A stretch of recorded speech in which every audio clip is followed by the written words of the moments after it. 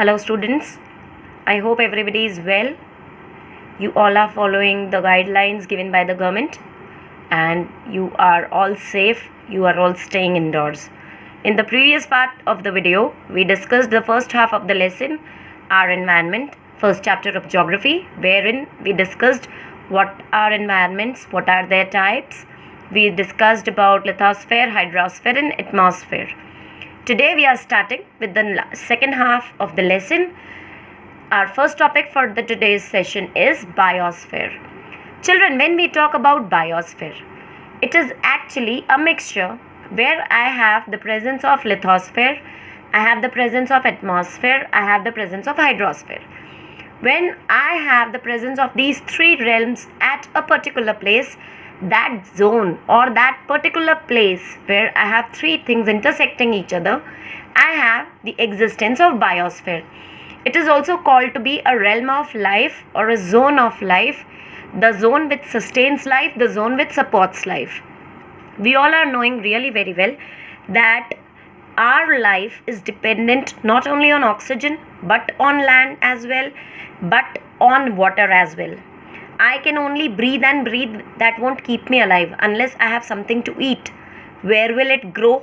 In the soil. Where is the soil? On the land. How will it grow? With the help of water. So only oxygen cannot sustain human life, only water cannot sustain human life, and only land cannot sustain human life. But where I have availability of land, air and water, I have the sustenance of life, I have the existence of life.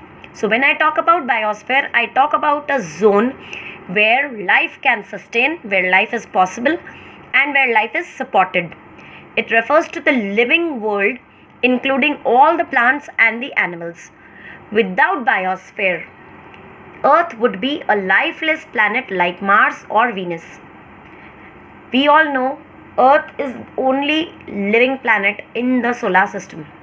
It's known to us really very well. No other system so far, no other planet so far is identified with any sort of life or any sort of support to life. So far we have only known that life exists only on Earth. We do not go with the fantasies and the theories of aliens, but we all are knowing really very well that human form of life is existing only on Earth.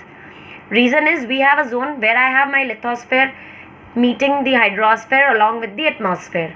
Three things are interacting with each other and these interactions are letting us have a life. These interactions are supporting life. So when I am talking about biosphere, I am talking about a zone which provides us with the food we eat, the air that we breathe and the land on which we exist, the land on which we have the growth of crops, we have the growth of plants. These plants, these crops, these trees, they give out oxygen to us. In some or the other way, we are all dependent on each other. We are all interlinked with each other. So, this was the topic, biosphere. Next topic of the chapter is ecosystem. What is a system, children? Where one thing is dependent on the other for its functioning. This is a system. Education is a system. Why? Because education is dependent on your skills. How far you are able to understand the lesson is the level of your education, is the level of your understanding. We say system is something where things are dependent on each other and they all together function properly. Ecosystem. When I talk about ecosystem, obviously I am talking about Earth. So far you have learnt the term eco-friendly, where we talk about things should be friendly to the planet, things should be friendly to the atmosphere, things should be saving Mother Earth. Same ways we have the term ecosystem. Ecosystem means when plants, animals and human beings depend on each other for their survival. This interdependence forms a system that makes life for living beings possible and easier. This system is called ecosystem. So now if anybody asks you what is ecosystem, you will answer when plants, animals and human beings depend on each other for their survival, they form a system. This system of dependence on each other is said to be ecosystem. I hope things are clear. This is a very small topic. It is not having anything very much to elaborate. Still, it is an important topic of the lesson. So you need to understand, you need to write down All what is being explained through this video, you may note down for your convenience of explanation or understanding. I have also provided you the answers of the first half of the lesson. Try completing your notebooks when you are at home. Now let's move to the next topic. Next topic is human environment. Children, when we were starting the lesson, or when we started the lesson in the previous chapter, I discussed with you that environment are of two types: natural environment, man-made environment. I gave you certain examples. Natural environment, a river is flowing, natural. I cannot stop the river from flowing, neither I can make the river to flow. Natural environment, air, is it in your or my control? No. Why is it not in our control? It's natural. Nature's force is all the time out of the human control. So when I talk about natural environment, anything or everything which is created by nature is natural. So when I talk about human environment, what is human environment? Anything and everything created by humans. When I talk about anything and everything created by humans, we get to see so many things around us. Right now we are meeting each other through a digital platform utilizing a technology. You are knowing this really very well. We are utilizing internet as a medium to meet each other in the phase of lockdown. I am in my own home, you are in yours.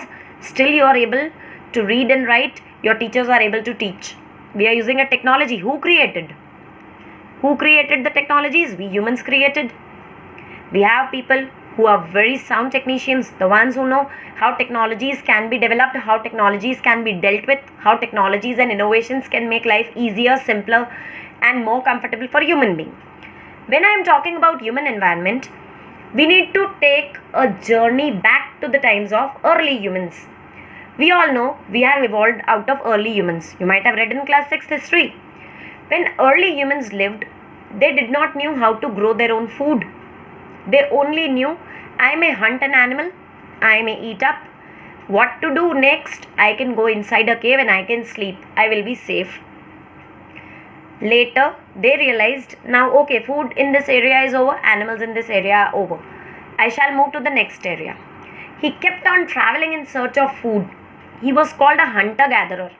He only collected gathered things for his convenience, and when those gathered things got over, he moved forward. Now children, when early man realized that the animals I hunt, the animals I eat, I can also keep them alive along with me. I can domesticate the animals, and these domesticated animals can provide me with my food. This made early man to live a settled life. Instead of roaming from one cave to another cave, he started staying at a place, started domesticating animal. Now for domesticating an animal, he need to give the animal the food the animal eats. For example, if I take example of a cow or a goat, very commonly seen, we know farming is an industry right now in India. Farming industry where the milk products are sold out to the market. From where do they come? Obviously from the milk of the animals. So when I take the example of farming industry, I understand what is the farmer doing. He is domesticating the animals which are giving him milk and the milk products. In return of the products he is getting, he is having a responsibility to feed the animal. The better he feeds, the better will be the output. So the human can not only use the animal, but the human also needs to feed the animal. When I talk about human environment, or when early man realized that yes, I can domesticate an animal, he also realized this domesticated animal also feels hungry like me. If I have the need to eat the food, this animal will also have. Then he realized that yes, I can grow the food I am eating. Most of the food I can grow. He was a hunter-gatherer. Sometimes he collected fruits from the trees, or he ate up the roots of the plants. Then he realized, when I can take them out from the ground, what will happen if I put them back in the ground? Answer is very simple, they will start growing. If I have a potato in my house, take an example, and I keep the potato in one of the flower pot where I am watering the potato every day, what will happen? In 3 days my potato will shoot out. A plant will start growing out of the potato. Understood? The same happened when early man thought, okay, let me put it back to the ground and see what happens. He learnt the system that yes, I can grow my own crops. So when we talk about human environment, the journey of human environment or human development starts back from the early man's time. where the early man learnt how I can grow my food, how I can domesticate the animals and use them for a long time instead of just hunting them and finishing them in one meal. With the time, when the needs grew, early human learnt very many things. Like I gave you the example, the domesticated environment, they grew their own crops. They thought traveling is good. Traveling is not only always for fun, it is also for development of trade, commerce. Something is not available in my place, but I want the thing. What I can do? I can go to other place and I can buy.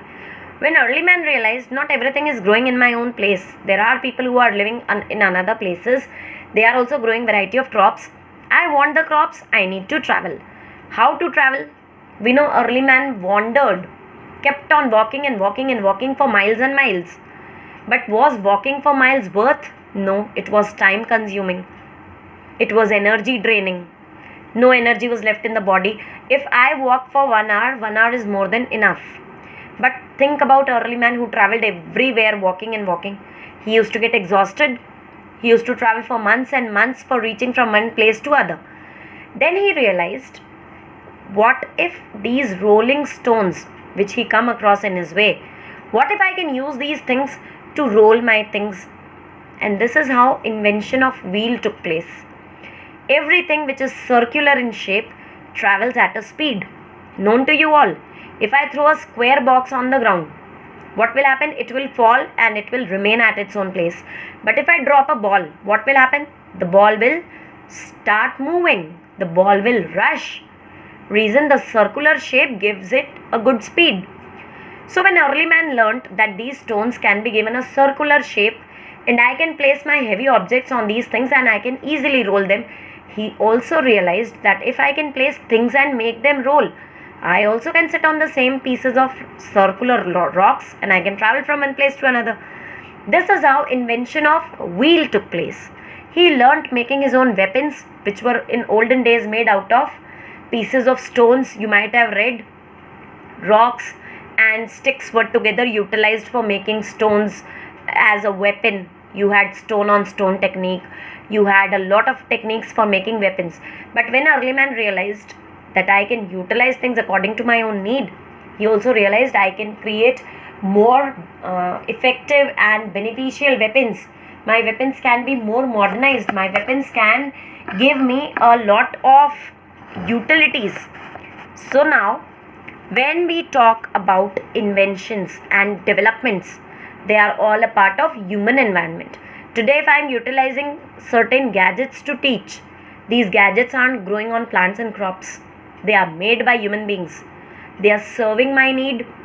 My need right now is to let my words reach you people. Let my explanation reach you people for the more beneficial understanding of the topic. So children, when I talk about technology, when I talk about gadgets, when I talk about the sophisticated buildings we are living in, I am talking about human environment. I hope my things are clear to you. Now, when I say trade and commerce developed, there is a big contribution of transport. Right now, we are going through a phase of lockdown. We aren't allowed to move out of your own house. We are all following the lockdown system, but there are certain things which are given right now, given the permission. Like when you have the daily amenities, which is milk or your grocery shops, they are opened, but you cannot visit. They are providing things at home delivery service. How do you order your order? How do you make the other person know you want something in your house? You use technology. Why are we using right now? We are using because we aren't allowed. Other than that, if we are allowed, how do we get the thing we want? I go from one place to another. That means I am in motion. I am traveling. Transport. When I am taking things along with me from one place to another, I am in transportation of goods. Transportation of goods made early man live a more comfortable life. He learnt how I can trade. In the olden times, trade was done through barters. I have rice and I want sugar. I may give some part of my rice, in return I'll take some part of sugar. This was barter. but there were a lot of irregularities in barter system.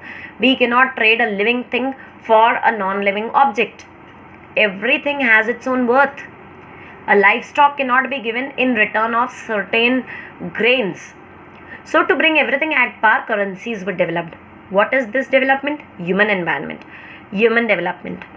When we talk about technologies, it is known to you all children that technologies are man-made so that we may live a comfortable life, so that we may have a better life, so that our life may become more sustainable. So this is the topic, human environment. So far in today's video, we talked about biosphere, the zone of life. We talked about ecosystem, how plants, animals and nature, human beings, they're all interdependent on each other for their own survival, for their own existence. And now we are talking about human environment and human development. But do you know children, our development, our growth, what is it giving out to the nature? Yes, the correct term, pollution. We all know humans are developing, it is something very good. We should applaud for our own selves that we are learning the technologies, we are learning to grow, we are developing ourselves. But our development is bringing what to the nature? Destruction. Today I talk about technologies, I talk about developments, but still we know any day and every day nature is more powerful than humans. Right now we are all locked in our own homes. And what is the thing which is locking us all in our own homes? One virus. The virus which is so fragile that if I wash out my hands with soap will die. But the virus which is not having any medicine right now to kill him. So when I talk about human environment, I also have the understanding that human growth, human development or expanding the human environment is some or the other way harming the nature.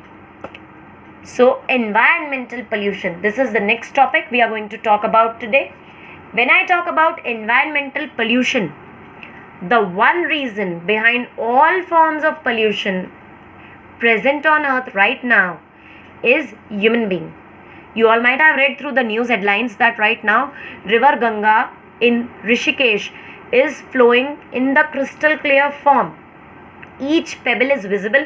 Even if you stand on the banks of the river, you are able to see the river having a lot of crystal stones in the bed. But how are those crystal stones of the riverbed visible? Because the water is so much clear and pure. Who pollutes children? We, in the name of going for tourism, or when we go to these rivers, we offer things with a lot of feelings without realizing that when our feelings are carried away in poly bags, somewhere we are harming the nature. Without realizing that if I am utilizing a plastic cup to lit a candle in the river, I am polluting the river. Right now, so many things are very positive around us which we are getting to see through the news. Like we have a lot of bird life existing and enjoying themselves on the trees without the danger of horns or smoke or the noise. We are getting to see the news that now in the smart cities or in the metro cities, the moon and the stars are clearly visible. In our town it is visible, no doubt, but when we talk about metros, when we talk about the cities having a lot of pollution, there people hardly get to see starry night like we are able to witness. Reason, there is a layer of pollution which covers the whole of the earth. We do not get to see the moon and the stars very clear. Which pollution? Air pollution, obviously. Right now everybody is under lockdown. No trains, no buses, no transportational vehicles are on the road. That means what pollution is brought down? Air pollution, of course. I am not visiting to any of the rivers. I am not allowed to go for any sort of entertainment or tourism activities. My rivers are totally undisturbed by humans.